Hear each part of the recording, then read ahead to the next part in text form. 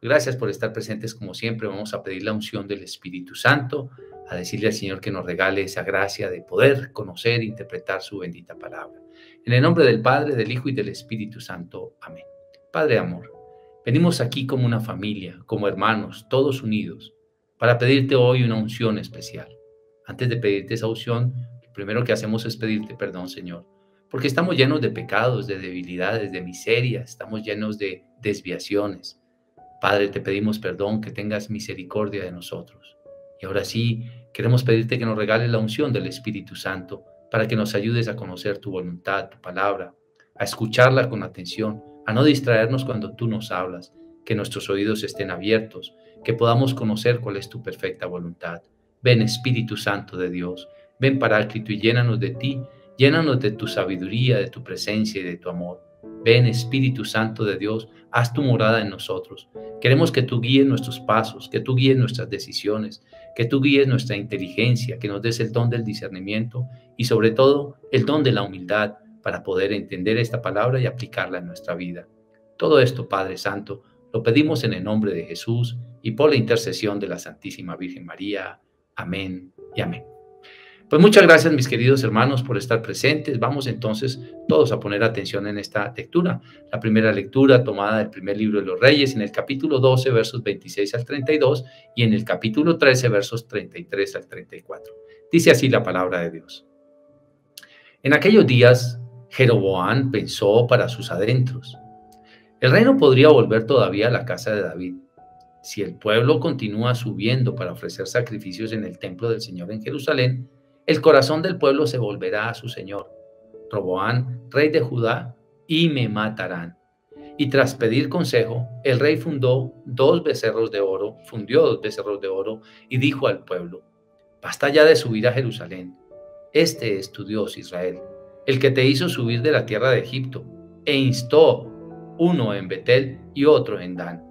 Este hecho fue ocasión de pecado. El pueblo marchó de uno a Betel y delante del otro hasta Dan. Construyó lugares de culto en los altos e instituyó sacerdotes del común del pueblo que no eran descendientes de Leví. Jeroboam estableció una fiesta en el mes octavo, el día 15 del mes, a semejanza de la que se celebraba en Judá. Subió al altar que había edificado en Betel a ofrecer sacrificios a los becerros que había esculpido y estableció en Betel sacerdotes para los lugares del culto que instituyó. Después de esto, Jeroboam no se convirtió de su mal camino y siguió consagrando para los lugares de culto sacerdotes tomados de entre el pueblo común. A todo el que deseaba lo consagraba sacerdote de los lugares de culto. Este proceder condujo a la casa de Jeroboam al pecado y a su perdición, y exterminó de la superficie de la tierra, y exterminio de la superficie de la tierra. Es palabra de Dios, te alabamos, Señor. Pues mis queridos hermanos, ya vamos viendo en esta historia que hemos venido leyendo en estos días cómo comienza a desviarse toda la humanidad, cómo comienza a desviarse el pueblo de Israel. ¿Todo por qué? Fíjate cómo comienza la lectura. Dice: en aquellos días Jeroboam pensó para sus adentros. Donde esta gente siga yendo al templo de Jerusalén y sigan ofreciendo allá sacrificios, pues la gente se va a convertir nuevamente al rey de Judá, que recordemos que era Roboam, ya no Jeroboam, sino Roboam, que era el descendiente directo de Salomón y del rey David. Pues entonces él, lleno de envidia, lleno de esas intenciones particulares de deseo de poder, de deseo de figurar, de deseo de aparentar, pues comienza a fundir dos becerros y a él a instituir incluso dioses, a mandar, a imponer lo que él quería, precisamente porque en el fondo de su corazón había un anhelo de pecado, de ambición, de deseo de reconocimiento, de deseo de figurar, de deseo de poder. Él no le importaba si Dios era o no era, él lo que quería era él establecer todo su culto y todas las cosas que él quería. Aquí vemos cómo el ser humano muchas veces se desvía, y es lo que vemos, por ejemplo, con nuestra sucesión apostólica, ¿no? Cuando la gente se divide de la iglesia, se sale de la iglesia por cualquier circunstancia, otros creen tomar el liderazgo y el poder y entonces empiezan a copiar cultos de la iglesia católica y empiezan a copiar templos y empiezan a adueñarse de la palabra de Dios y soy yo el que la sé interpretar y aquí entonces no necesitamos sacramentos y aquí no necesitas confesarte y aquí no necesitas comulgar. Es más, todos los que quieran ser pastores yo los puedo nombrar porque yo tengo el poder y yo tengo la autoridad. Una persona comienza a desbaratar y a dañar y a falsear todo, absolutamente todo, lo que es el verdadero culto a Dios. Y con esto tenemos que tener mucho cuidado, porque muchas personas, creyéndose que tienen la verdad, empiezan a llevársela. Pero ¿qué es lo que tienen en su corazón? Realmente en el fondo del corazón, lo que tienen es un deseo de figurar, lo que tienen es un deseo de ambicionar. Cuando uno comienza con una buena idea inspirada por Dios, Dios está presente, está unido, forma parte de la unidad, forma parte de la iglesia. Pero hay personas que llegan a dividir y que tienen ambición de poder y dividen siempre, siempre, dividen grupos de oración, dividen parroquias, dividen comunidades, dividen de todo. Pero qué duro va a ser las cuentas para este tipo de personas que están en estos procesos de división y que no entienden cuál es la unidad que quiere nuestro Señor Jesucristo para el mundo entero. Pues esto mismo fue lo que sucedió con el pueblo de Israel. La historia del pueblo de Israel fue así.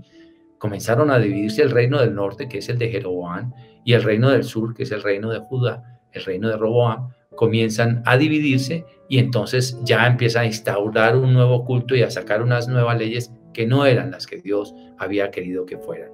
Por eso es que la gente se pierde. Desafortunadamente, como hay dinero y como hay cosas aparentemente bonitas, la gente dice, sí, claro, aquí también funciona la cosa bien, entonces quedémonos acá, porque si ellos lo dicen, que hay gente que debe saber y que hay gente que debe estudiar, entonces yo me quedo aquí en este lado. Y mentiras, ahí no está la verdad. Desafortunadamente nos falta a todos nosotros conocer mucha historia. Nos hace falta discernir un poco más la realidad para poder decir, aquí está la verdad, que es donde Dios realmente quiere residir. Vamos a leer el salmo de este día que va a ser tomado del Salmo 105 y vamos a responder, acuérdate de mí, Señor, por amor a tu pueblo. Hemos pecado con nuestros padres, hemos cometido maldades e iniquidades. Nuestros padres en Egipto no comprendieron tus maravillas. Acuérdate de mí, Señor, por amor a tu pueblo. En Horeb se hicieron un becerro, adoraron un ídolo de fundición, cambiaron su gloria por la imagen de un toro que come hierba. Acuérdate de mí, Señor, por amor a tu pueblo. Se olvidaron de Dios su Salvador, que había hecho prodigios en Egipto, maravillas en el país de Cam, portentos junto al Mar Rojo. Acuérdate de mí, Señor, por amor a tu pueblo. Gloria al Padre, al Hijo y al Espíritu Santo, como era en el principio, es ahora y siempre, por los siglos de los siglos. Amén. Bueno, en este salmo, aquí continúa otra vez la historia, también tiene mucho que ver con la primera lectura que hicimos, pero sobre todo hay un punto central que me gustaría que muchos de nosotros pudiéramos entender por qué el becerro de oro, los Baales. Pues bien, en Egipto recuerdan que Moisés sube al monte y sube a encontrarse con Dios, a recibir los mandatos del Señor y se demora bastante tiempo y el pueblo desesperado con problemas y con muchas cosas comienza a volverse pues con la necesidad de tener un Dios que le responda. Y ahí es cuando se hace en el famoso becerro de oro allá en el monte Oreb. ¿Qué es lo que está sucediendo aquí? Muchísimos años después, lo que está sucediendo es que este Jeroboam copia la idea del tiempo de la idolatría, como quien dice, yo permanezco en eso. Pero ¿qué significa este Baal? El Baal, que es un becerro, lo dice aquí, que come hierba, aquí lo dice en la segunda estrofa, en Horeb se hicieron un becerro, adoraron un ídolo de fundición, cambiaron su gloria por la imagen de un toro que come hierba. ¿Por qué tenían que hacer la imagen de un animal de esta naturaleza? Porque ellos entendieron que ya no era el tema de las ovejas, sino que los animales más grandes comían más, daban carne, daban leche, era como una riqueza superior del mundo, como un disfrutar, como un poder superior del mundo. Por eso la representación del Baal.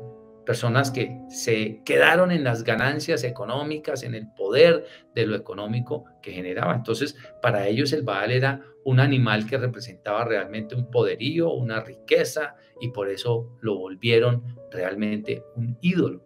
Lo que quiere decir en nuestras vidas es que nosotros hemos hecho del Dios dinero un Dios y lo adoramos constantemente. Y cuando hay un negocio que da dinero en el mundo entero, pues estamos detrás de eso y encendemos guerras por ese ídolo que vamos haciendo los seres humanos. Pues aquí se va comprobando que este hombre empieza a llenarse de personas que le dicen, hombre, pues mire, si es que haga más bien 2 becerros aquí, no permitamos que se nos lleve la gente porque vamos a perder el poder, vamos a perder todo lo que tenemos. Y es una necesidad de ambición económica, una necesidad de figurar, de deseo de reconocimiento, que eso nos saca a nosotros de la verdad. Por eso el Señor dice que el pueblo de Él no es un pueblo grande, sino un pueblo pequeño y humilde. Pero ese es el pueblo para quien el Señor tiene el deseo de regalarle un cielo, para que descubramos que solamente de Dios viene nuestra bendición, no de nuestras muchas capacidades, ni de nuestra mucha inteligencia, ni de lo gran negociantes que somos. Y aún así, siendo un pueblo pequeño y humilde, el Señor no nos deja morir de hambre ni nos deja avergonzados. No tengamos miedo de esto. Vamos con la lectura del Santo Evangelio de este día. Lectura del Santo Evangelio según San Marcos, tomado del capítulo 8, versos 1 al 10.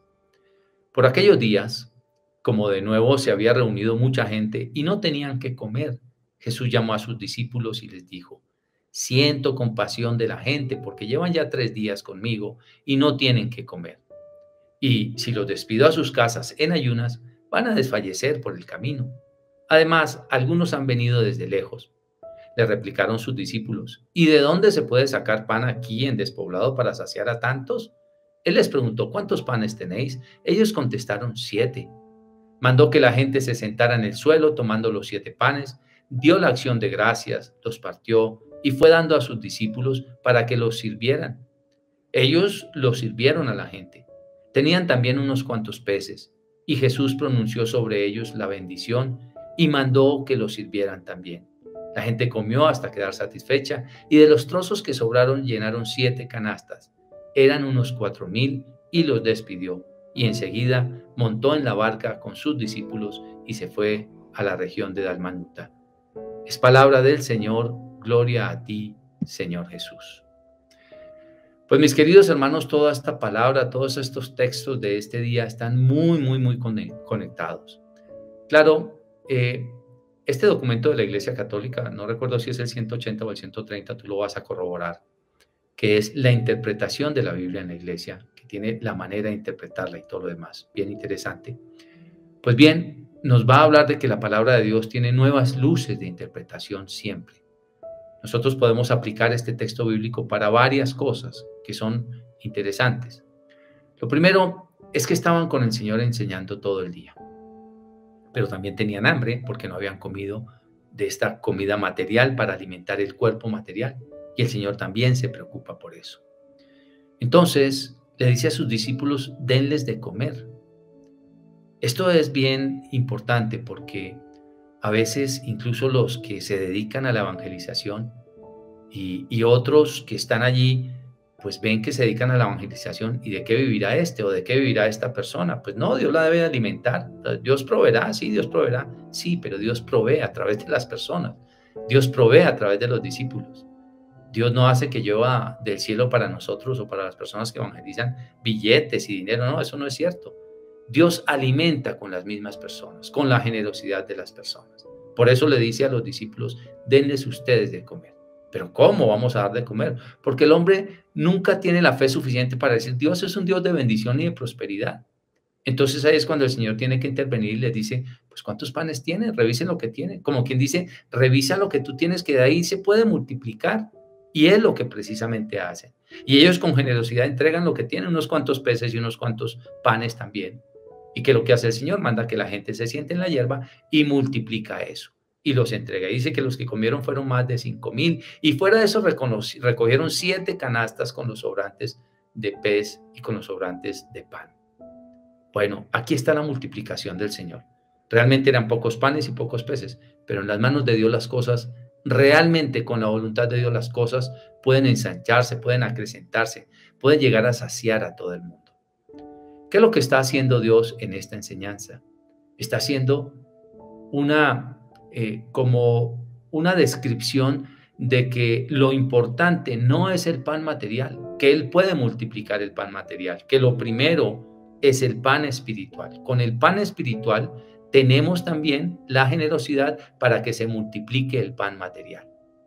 Una persona espiritual lo único que hace es tener ambición y prefiere quitarle la bendición a los demás la comida espiritual a los demás. Eso fue lo que hizo Jeroboam. Ay, el reino se me va a acabar si siguen yendo al templo, allá son más poquitos, yo tengo 10 reinos y ellos tienen solamente uno o dos.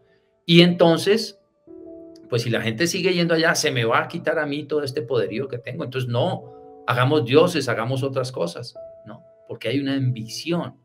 Cuando yo no tengo la espiritualidad en mi corazón, yo soy tacaño. Yo no comparto con nadie. Yo no soy una persona generosa. Yo soy una persona que solamente pienso en mis propios intereses. Pero cuando he recibido primero el alimento espiritual, entonces entiendo que es necesario ser generoso y ahí el Señor multiplica para todo el mundo. Qué bueno que nosotros podamos pensar en multiplicar para todo el mundo. Qué bueno que sepamos que Dios da para todos, para todos. De hecho, uno le preguntaría a una persona, ¿acaso tú hiciste el agua? ¿Acaso tú hiciste el sol? ¿Acaso tú hiciste la tierra para sembrar? ¿Acaso tú hiciste la semilla? La semilla la dio Dios. Dios hizo todo esto, no lo hicimos nosotros. Tú y yo lo estamos aprovechando. Dios nos ha regalado sabiduría para técnicas de cultivo, para técnicas de manejo de animales, todo esto, pero quien da la semilla, que no se nos olvide, es el Señor. Y por eso en un texto, cuando dice Dios hace salir el sol sobre buenos y sobre malos, es porque es un Dios generoso, es para todo el mundo. O sea, nosotros tengamos la plena claridad de que Dios nos va a dar la comida. Lo único que tenemos que hacer nosotros es trabajar para obtenerla, pero Él nos la da. Él nunca dijo en su palabra, trabajarás con el sudor de tu frente y no comerás. No, ganarás el pan con el sudor de tu frente. Es decir, vas a tener que moverte, pero la comida va a estar porque yo te la voy a dar, va a estar allí, pero tienes tú que buscarla. Y en ese sentido, cuando una persona tiene miedo de quedarse pobre, de no comer, se vuelve tacaño, se vuelve calculador, se vuelve ambicioso, se vuelve amarrado, se vuelve una persona calculadora para quitarle a todo el mundo, para amasar más fortuna, se vuelve una persona que está llena de ambición económica, que es una idolatría tremenda. Eso es lo que hace precisamente una persona que no tiene a Dios en el corazón, tiene miedo. Y el miedo lo lleva a tomar las peores decisiones de su vida porque se vuelve ambicioso. Y en esa ambición pasa por encima, destruye familias, daña personas, hace lo que sea, que fue lo que hizo Jeroboam. Y comida había para todo el mundo, pero el tipo prefirió volverse idólatra, prefirió prohibirle a la gente que siguieran al verdadero Dios, porque entonces se le iba a acabar la comida en el reino. Eso fue las elucubraciones que él hizo para sus adentros. Por eso la primera lectura comienza diciendo, pensó para sí. ¿Y cuántos de nosotros pensamos para nosotros con ambición, con orgullo, con envidia? Por fuera no lo mostramos, pero actuamos con ese cálculo que ya hemos hecho primero adentro. Y no nos importa si hacemos decisiones que van dirigidas precisamente a la idolatría. Qué duro esto, ¿no? Y qué duro cómo el Señor viene y dice, no, es que primero hay que enseñar la verdad y luego les multiplico el pan. El pan lo va a ver, tranquilos. Es más, pongan ustedes mismos que les aseguro que yo lo voy a multiplicar, pero primero enseñemos. Y el Señor tiene misericordia, que la gente no se vaya con hambre. ¿Usted cree que Dios no piensa en cada uno de nosotros en la comida? Él la pone. Claro, alguna gente dirá, bueno, ¿y entonces por qué tantos pobres? Si Dios es tan bueno, ¿por qué tantos pobres? Pues precisamente por la tacañería de las personas. La gente no está pobre porque Dios sea malo, la gente está pobre porque el hombre, el ser humano es tacaño, porque el hombre, el ser humano es una persona ambiciosa, porque es un ser injusto, porque le ha volteado la espalda a Dios. Y entonces, ¿cómo hacemos? Pues es que los brazos, los ojos, la boca de Dios somos nosotros en este mundo. Si yo le volteo a Dios la espalda, entonces ya no seré las manos de Dios, ni los ojos de Dios, ni la voz de Dios. Esa es la realidad. Dice por allá el libro de los Proverbios, el hombre comete los errores y después le echa la culpa a Dios. Y eso es lo que en realidad pasa. Ahora, pues tú y yo no vamos a cambiar el mundo en este momento. Tal vez no nos van a nombrar de presidente de los Estados Unidos o de Rusia o no sé dónde. Pero sí podemos cambiar nuestro entorno. Sí podemos ser más generosos con los nuestros. Sí podemos ser más generosos en palabras, en hechos y también en el compartir con los cercanos.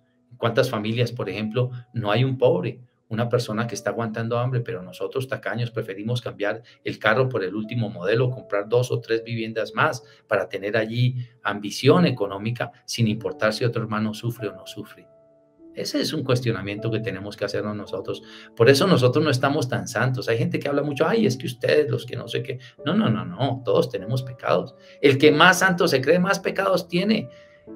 Nada más partiendo del pecado de la soberbia, esa es una realidad. Así es de que, más bien unámonos, crezcamos en misericordia, en amor y en la palabra de Dios. Por eso se trata de compartir estos textos bíblicos para que nosotros podamos crecer en la perfecta voluntad de Dios.